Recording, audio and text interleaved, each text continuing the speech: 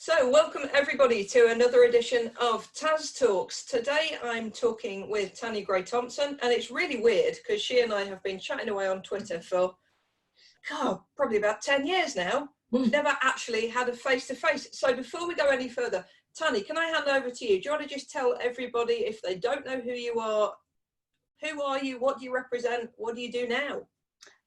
So I'm a Paralympic athlete. I competed at 5 games. It's one of those things that I'm a former athlete, but you're never a former Paralympian.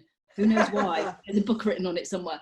But I'm now an independent crossbench peer in the House of Lords, and I work on areas such as sort of legal aid and disability rights, welfare reform, those type of things. So actually transition from sport to politics wasn't as big as most people think it is. So really? I spent a lot of time in politics. So how did you do that? Were you interested in politics before your athletic career? Yeah, I was always interested in politics, not so much party politics, but issues that affect people, and actually issues that affect disabled people. And I think that's partly because of my upbringing. So I was born with spina bifida. My parents were told if I'd been born a couple of years earlier, I'd been taken away and not fed and allowed to die. Wow. And I could walk a little bit when I was very young, but got paralysed as I grew. My spine collapsed and severed my cord. And I was really lucky that my parents were amazing, had a good education, smart, knew how to take on the system. So fought to get me to mainstream school, and, you know, didn't allow anyone to discriminate against me. And I had quite a protected upbringing in a lot of ways. But actually I did politics as a degree at university. Wow. Very grandly said to my head of department, I am never going to work in politics because that's illegal. Yeah, that came back to bite me. But all the way, I don't think anybody could say that you're a loser given your career so far, though. It's just not possible. I got lots of emails from my friends on my course going, seriously, you? No, through my time competing, really interested. But I think it's difficult when you're a competing athlete to have a very public view. And it took me a while to find social model of impairment and disability, and to find people to talk to kind of go, oh, it's not me. It's not just me that thinks this, you know. And so I'm very interested in athlete welfare when I was competing. So, you know, when I retired, those things all kind of fell into. And also, you know, I spent a lot of time planning my retirement. I talk to a lot of young athletes now. I started planning my retirement at 21 and I retired at 37. So, you know, it's not an easy transition to come out of being an elite athlete. So you've got to think about what those next steps are going to be. What did you do? How did you actually manage that transition? So while I was competing, I did lots of other things. So I sat on the board of UK Sport and Sport England Lottery and Sport Council of Wales and the National Disability Council, which oversaw the implementation of the Disability Discrimination Act. That's not easy to say. So I was involved in lots of things because you can't train for 20 hours a day. You need other things. For me, it was important to keep my brain active as well as my body. So, you know, by the time I retired, I had a CV of other stuff I'd done. I'd done some temping as well, and, you know, all sorts of things I mean, most of that was to pay for my sporting career because there was no money in it when I was competing. I mean, there's not a lot now, but so I'd always been involved in doing different things, you know, organising races and track championships and stuff like that. So, so actually what I knew when I came close to retirement, and actually I knew in Athens in 2004 that was the last games I was going to do. How did that feel, knowing that you were going into the games and it was your last one? Sense of relief, actually. Really? Yeah, I mean, it is amazing competing in front of lots of people, and there's a huge buzz out of it. But training is really boring. You train 12 to 15 times a week, 50 weeks of the year. I mean, it's hard and it's laborious and it's repetitive. And I thought that when I retired, I'd stop. And don't get me wrong, being an athlete was an amazing part of my life. Yeah. But was stopped in the street with people going, "Oh, you're that athlete, aren't you?" And you go, and I genuinely thought that when I retired, I'd be able to step away from that. And it took me a couple of months into retirement to go, actually, that's a huge bonus. You know, it's a platform and it's a bonus. And it's, I mean, 12 and a bit years into retirement, people still stop me and say, "You're that athlete, aren't you?" You know, yeah, but I'm not. I mean, to be fair, somebody said to me last week, it's really sweet. I was in the supermarket and they said, "Are you really upset? You know, Tokyo's being postponed. You know, how's that going to affect your training?" But thank you for thinking I look young enough to still be training. Yeah. It's about kind of finding peace. And no, I was relieved to stop, because you just get to the point where I had enough of that life. My daughter was growing up, you know. I just wanted to do something different. So it's finding peace in, it's not really retirement from sport, but no, it's, and I think because I'd achieved the stuff a lot, not everything, but I'd achieved a lot of things I'd wanted to do in my sporting career, that meant I could just leave and, you know I was done. But there's no going back. When you retire, there is no going back. So it's funny, because I was doing a coaching call just before coming on here with you today with one of my coaching clients, who's one of your mega big super fans, a lady called Emma Sheardown, who has cerebral palsy, and she was world and European para-dressage champion. And without going into the massive details of her story, she had a lot of shit hit her personal fan just before the 2012 games, and she ended up being deselected. Her dad died, and she lost her horse, all kinds of stuff. But she can't wait to get back into it. In fact, that was one of the things when I spoke to her. She asked Tanni how she managed the transition, because she genuinely is doing everything she can. But she's doing motivational speaking now, and they told her that she'd never walk and never talk. But she can't wait to get back into the games. So that's really fascinating for me to see both sides like this. I think because my career was so long, you know, 5 games is a long time. That's got to be a grueling regime. Yeah, you literally get 2 weeks off training a year. And when I had my daughter, I had cesarean section, I was back training 2 weeks later. My goodness. That's my choice, you know. So well, that's phenomenal, the mindset it must take to do that. Yeah, stubbornness, willfulness. There's a whole study in that, I think. Okay. But I think I just knew that I was done. Physically and mentally, I was done. Yeah. You know, I got through 2004 with very little injury, but 2005, so 2006, I was sick all year. Wow. And, you know, I never healed. I never got better. And, you know, I'd get 2 weeks training and then I'd get sick again. And that was, you know, my body was breaking down. And also I wanted to stop before I did irretrievable damage. So my shoulders and my elbows aren't great and everything hurts a bit. Yeah. But I didn't want to do serious long-term damage, because I've still got a lot of my life left to live. So the thing is, I think everyone comes to it in such a different way. I've got friends who retired 20 years ago who are still not done with sport. Yeah. Whereas, you know, for me, I just knew that was the end and I had to go and do something else. Yeah. Well, you're doing amazing work now. So you're a massive disability advocate as well. And we were talking just before we went on air about how on earth we manage to stay upbeat, to stay positive. There's so much that you've been doing to try and help people stay focused, particularly since the lockdown. Let's talk a little bit about that. How have you been using your platform to kind of support people to stay focused and positive and optimistic? So, you know, my last sort of work in Parliament before lockdown was working on the coronavirus bill. Yeah. And, you know, we did need emergency legislation, absolutely. But the impact on that for disabled people is quite significant. And I picked my words really carefully in the chamber, you know, and I said it was a draconian bill, and it is. And it's dismantling, or has the potential to dismantle a Health and Social Care Act. And remove support for disabled people. And it's hard because I don't want to frighten people, but it's that balance of what those emergency powers, which some of them have now been switched on, can actually give. And the challenges, you know, we're in really difficult, nobody's been through anything like this before. No. The medical profession will be making really difficult, tough decisions. Yeah.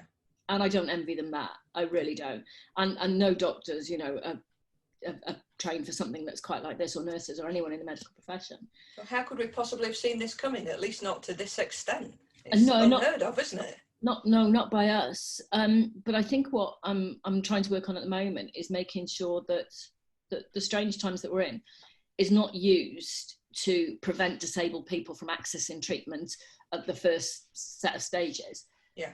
And it is really complicated, and we get into do not resuscitate orders that have gone out to people and they've been overturned by GPs, and people generally being really shocked and upset by that. Yeah. There's a very different decision which a medical person might take right at the end of someone's life about whether to resuscitate or not, or whether to perform CPR or not.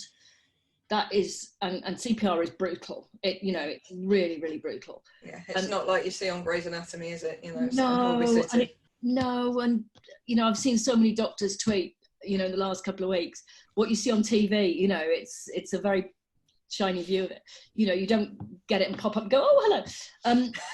It's brutal stuff. But that is very, very different decision. What happens at the end of life to actually allowing disabled people to be treated. And I think some of the concern around the clinical frailty scores and the NICE guidelines was that a lot of people felt that would be used to stop them accessing treatment in the first place, not what happens when someone has COVID-19. So it's difficult. So I'm trying to just be really balanced in what we talk about, and I'm really careful, and I've been much more careful in the last week or so what I put on social media, because I love social media. It's amazing. But also I think at times like this, it's very easy to spend a lot of time there, to go down a lot of rabbit holes, and people are getting angry. It's really easy, isn't it, to just listen to Dave and Doris on Facebook and not actually go and get the facts. Yeah, and just some of the stuff I saw over the weekend about, staying in and what is social distancing and should people be in parks or not. And,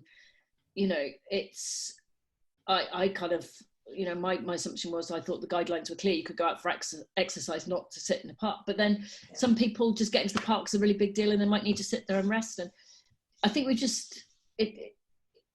I'm seeing some amazing acts of kindness on social media. I just was reading about a pilot who is grounded, so has taken a job as a shopping delivery man. You go, that's really cool. Yeah. And then you see people getting very, very angry over little things and reporting and spying on each other. So, whereas social media and the internet is amazing, it can also be quite difficult. And my worry is people get, too entrenched in everything online and don't try and take a little bit of time to just have some space. But that's really difficult. People are worried about jobs, feeding their families. There's so many people who don't have any savings. This is highlighting in the worst way imaginable some of the failings of the social welfare system that we have. Yeah. Universal credit is pretty awful and wasn't developed properly and wasn't working. And this is what we're seeing happening now. So I kind of hope, our job in Parliament when we get out the other side of this is actually hold the government to account on what they're currently doing, check whether they really need the emergency powers, still, but also look to do something much better with universal credit and the benefit system than we currently have. So what's your advice for people? Because particularly at times like this, that energy of drama, for want of a better word, around social can be really seductive. It's very easy to get, as you just said, sucked into a rabbit hole. At least when we're in that kind of drama mindset, we're firing off some endorphins, and people might think, well, that's better than nothing. But so what's your advice? How can people hold the balance between keeping themselves informed, acknowledging that we are now in a pretty shitty situation, but not losing themselves into too much stress, anxiety, depression? Where's the balance? So for me, I now look at the news 3 times a day. Yeah. Because I was online a lot looking at news, and so I listen to radio in the morning, and then I watch the 6 and 10 o'clock news, and I might sort of dip in out very quickly in and out of other stuff, but those because there's lots of things that I can't change. I think the hard bit is what works for me is not going to work for somebody else. Yeah. And, last week I signed myself up to lots of online courses, and it was brilliant. And I got my French books back out again, because I've been, learning French for 30 years. And who knows when you'll be able to go back there, it's going to be useful. I'm slowly getting better. But but also, you know, my emails and my work I'm very lucky to some extent. Some of the work I can do at home, and that didn't go away. But, you know, I found out last week, I ended up having a bit of a row with my laptop, okay, because the analytics on my laptop was telling me I'd had a really quiet day. And you go, no, I didn't, because I started work at 7:30 in the morning. I finished at 10 o'clock at night. I kind of deleted, you know, lots of emails that I didn't need to have in my inbox. I deleted like 3,000 emails. So when you know you're going stir crazy, when you start arguing with your computer, really, don't you? Yeah, and start sending feedback forms to disagree with my analytics. But yeah, so for me, it's just trying to get some balance in my day. And I do go out for a walk every day, or even just go and sit outside my front door. Because the other thing is I wasn't getting any fresh air, or and I'll be really honest, I do feel really mixed about this because I spend so much time away from my family. You know, I live 300 miles away from London, and I'm away from home 4 or 5 days a week. It's got to be tough at the best of times. And that's really hard, but I'm at home at the moment with my husband and daughter, and so I'm really enjoying actually getting to spend time with them. Yeah. I don't know if they'll agree with that or the other way, but give them a few more weeks. A few more weeks. You know, it's not an easy balance, and you know, people are going to get stressed and pressurized, and you know, find it very difficult to be in enclosed spaces with people. So I think for me, if people can step back a bit and just they've got to find their own way through it, and that really doesn't help lots of people. But for me, what actually as well works is just trying to go to bed at the same time every night and get up at the same time every morning. Like in my normal life, I never do that. I'm really bad. I'll work till 2, 2:30 in the morning. If I haven't got you're finding routine when you don't need to have routine. Yeah, and you know, so I'm trying to put routine into my life, just to give me, and that's personally, it's helped me because actually in my normal life I have no routine whatsoever. So and taking time off. You know, we watch a bit of TV, and we're going through our DVD collection at the moment as well, where I think my daughter realises we have a lot of really embarrassing DVDs. We made her watch Top Gun at the weekend. And then, yeehaw, Jester's dead. And then, yeah, we were just debating what percentage of the lines we know of the whole film, which is quite a lot, to be honest. So, but yeah, some of those moments are lovely, and then some of it's quite stressful. Yeah. So I saw on Twitter that you and Kelly Holmes have been doing some in-chair exercise sessions for people to join in with. Yeah. So my daughter is mortified by this because the first session we did, I couldn't work my Instagram. I had to use her account, and apparently I'm embarrassing. Oh dear. I think that's a mum's role though. Mums are supposed to be embarrassing. How old's your daughter? Oh, she's 18. Oh yeah, well you're meant to be embarrassing though. Yeah. I think that's perfectly acceptable. So we've just gone through the whole thing with her A-levels cancelled, you know, and all that. And there's some really tough stuff for kids right in a minute. And me and Kelly, I've known Kelly years and years and years. And, you know, she was in the army, she was a PT, but she's also relatively recently done all her gym instructor training. And she's really good. Yeah. So she said to me, do you fancy doing some online stuff? So I think people mostly tune in to just see how bad me trying to link my Twitter and Instagram account is, because it's really bad. But, you know, what we're doing is stuff that's for people who are sitting down, but people who would say, you know, a lot of the chair exercises I see are for people who can move their legs. Yeah. And I can't, I'm completely paralysed. So, you know, they're not always very useful for me. And we're just having a bit of a laugh. We're not telling people what to do. We're just showing people different exercises that they can do, getting them to think about, because also all the people out there, they need to figure out what works for them as well. So we spend half an hour online when we just have a bit of a laugh, to be honest. So, yeah, my shoulders were killing me last week. So that's a sign of a good workout then. It's good. No, I mean, I still go to the gym and I still work out a bit, but, you know, actually when you do something different, and for me, it's been really good. I'm quite a sociable person when I'm training. I like being around other people. I really enjoy going into a gym, and even though I might be going on my own, I'm training on my own, people around is always interesting. So it's that vibe, isn't it? It's the buzz. That's the one thing I've missed throughout this. Is I usually work with a PT a couple of times a week, and I'm missing that because I'm terrible. I'm going to do some exercise today, have I? I did some jogging in the garden yesterday. First thing I've done, and my calves are screaming at me today. I thought, really? No. It's the discipline. Yeah, and so when I was an athlete, it was really easy. Well, because you had to. That's your job. Yeah. You know? No, I've been really enjoying it, and I think, you know, there's people have been enjoying watching it. How often are you doing it? Once a week at the moment. So Tuesday, 2:00. I think we're doing it tomorrow again. I'd need to check. That's really good though, because that ties into that accountability, because I bet there'll be a gazillion and one people like me who have every good intention, and then I get swallowed up into work and I get stuck on the phone and on the laptop, and before I know it, it's the end of the day, I'm knackered and I've done nothing. So having that, even if it's just once a week for accountability, I think that's brilliant to do something like that. Yeah, and I've got my tins of soup, so I'm exercising with tins of soup because at my age, that's about the best thing I can use. So they're stuck on my desk. They're sitting next to my laptop for when we do the session. And I think, especially for a lot of women, exercising with a friend, doing it together is important. But, again, it's using technology. If you can still be in touch with people in lots of different ways. And I'm a firm believer exercise is really important in terms of finding that mental health balance. For me, exercise helps me, even away from all this, exercise helps me find balance in my day. But you've got to find something you like doing as well. Telling someone to go and walk, even if it's cans of soup. Yeah, exactly. Yeah. So there's lots of things. I mean, the one good thing that there is lots and lots of stuff online at the moment. Yeah. It's find something that works for you. That's the bit that's really important.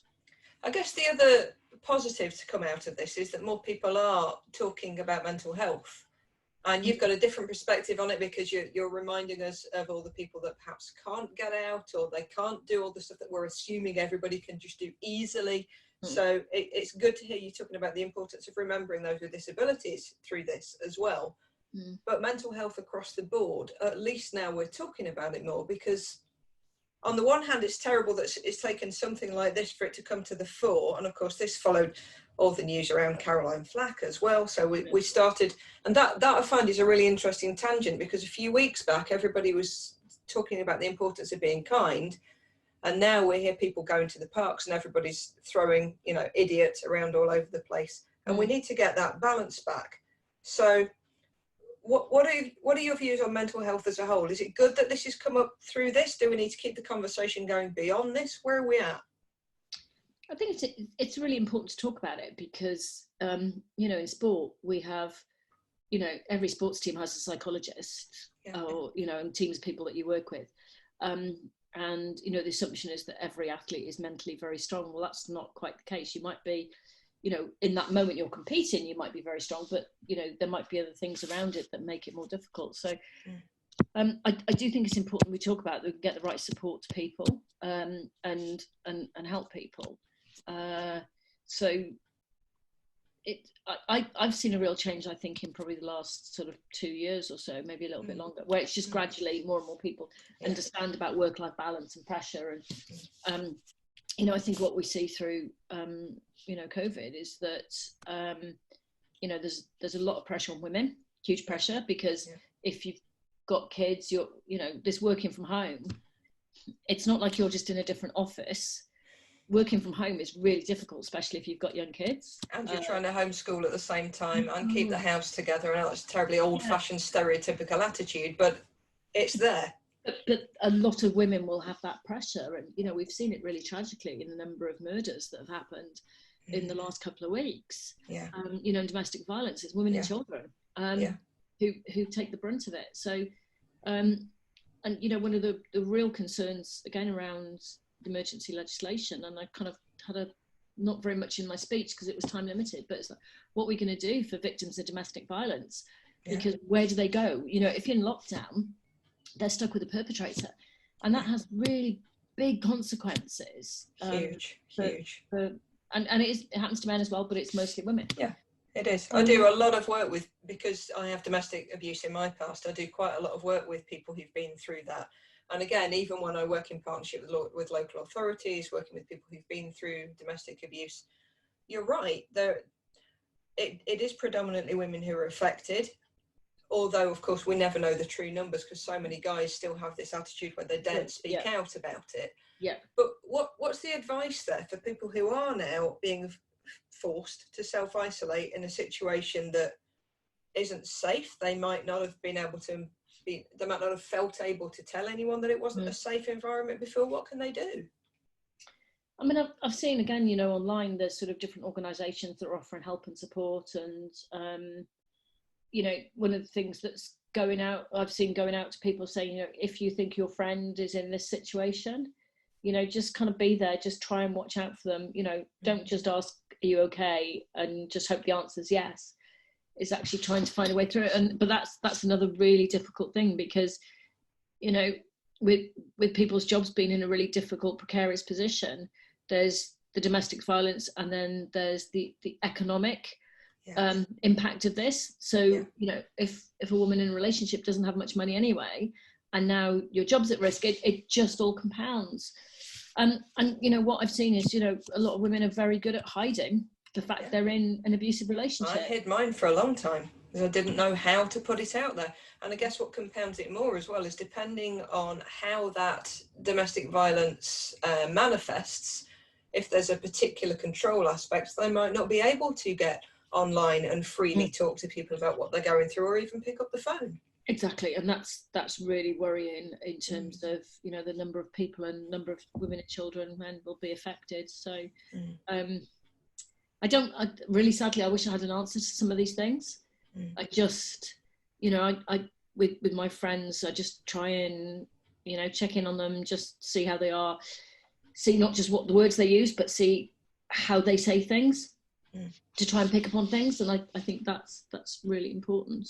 But deep listening rather than just listening to respond, really giving 100% of your attention to that person. Exactly. But, you know, it's going to be tough for quite a few more weeks. You know, a lot of disabled people were told to self-isolate for at least 12 weeks. You know, that takes people till the middle of end of June. So it's going to get harder in so many ways, not just with the, you know, the pandemic, but just actually self-isolation is going to get really hard in the next few weeks. You know, we're only a couple of weeks in, but it's not going to be easy. What are the indications so far, do you think? How long do you think the lockdown is likely to last for? I'd be surprised if we're out of it before June. I can't see right now anything being lifted through April. I mean, I know those were the dates that were talked about. I mean, I think hindsight's marvellous, isn't it? Of course it is. But I think for me, you know, when Spain started to be locked down in Italy, and we look, you know, the numbers were coming through there. It takes a brave person to lock down, but we probably should have done it a week earlier. I was expecting lockdown to be at least a week earlier. So I got out of London, you know, I kind of packed up my life there, came back to my family home, and then we didn't sort of go into it straight away. But the numbers are going up. So, you know, while that's happening, I don't think it's going to change. I don't think we're not going to be through this in the next 3 or 4 weeks, sadly, which is why I'm actually trying to find balance now, before people start struggling, or, you know, there will be a number of people who are already struggling. It's really important, because week on week on week of this, you know, gets hard. I was talking to someone about, you know, life in the athlete village, and it's nothing like this, but, you know, it's, you're in an athlete village for maybe 2.5, 3 weeks with your teammates, which you get on pretty well with a few of them. You kind of tolerate the rest, they tolerate, you know, vice versa. And, you know, the athletes' rooms you have, they're not glorious. You know, you have a tiny little room, you have 2 single beds, you might, if you're lucky, have 2 bedside cabinets and 1 wardrobe, and you're together for this huge length of time. And I hope you get on okay. Yeah, and so you get to pick who you share a room with if you're really lucky, because that's really important. Because if you share a room with someone you don't get on with, it is just horrific. And you know, for me, you kind of think it's not preparation for this, but it just certainly made me think about even more what it's like to be really close to people. Because, you know, I was always really clear who I wanted to share a room with, and people were always really clear whether they wanted to not share a room with me, and that kind of honesty is really important. But, you know, one of my mates that I shared with a lot, you have to get on really well, because the tension and the pressure. So yeah, I kind of think back to my sporting days about ways through it, and, you know, there's a lot of answers in the stuff that I learned through sport. Yeah.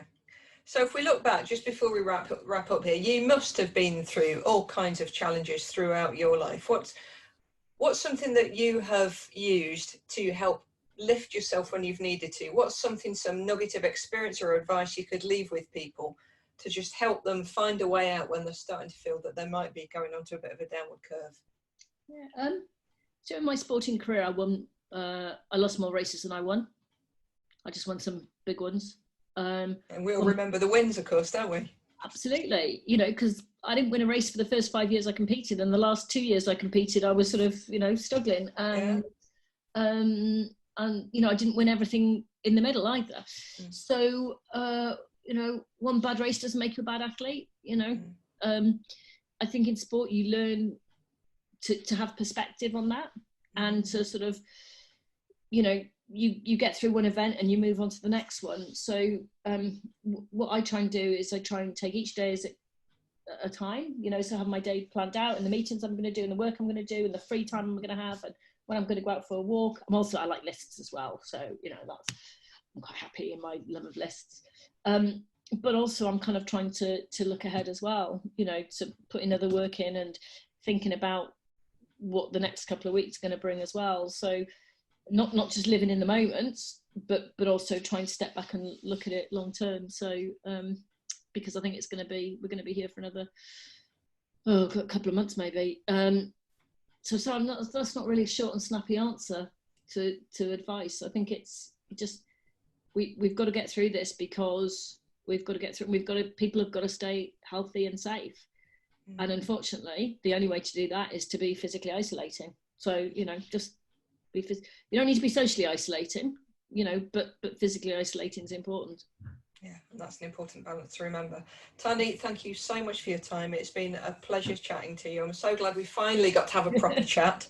If people want to catch up with you, find out more, where can they find you? Twitter's a good place to find me. So I'm at Tanni_GT. I'm also on Instagram, or you can get my email address through the parliamentary website. Thank you so much. Stay safe, stay well, keep in touch, and I look forward to getting all the amazing feedback from this. Take care. Thank you. Take care. Thank you. Bye-bye. Bye-bye. Perfect timing. That's staying in. Hello. Oh, yeah.